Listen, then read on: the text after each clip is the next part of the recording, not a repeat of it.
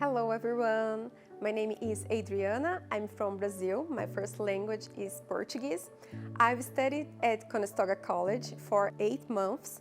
I'm taking English for academic studies because my next semester I will study strategic global business and I need to improve and get more knowledge about academic course in English.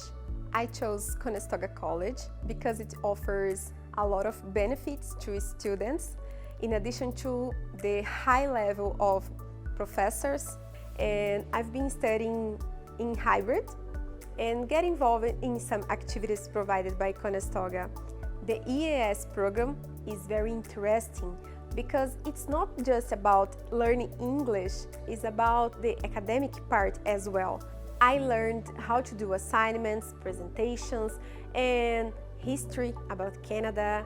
I'd like to describe the EAS program as a multicultural environment where I feel comfortable to share my experience, my ideas with other people who are from other different countries.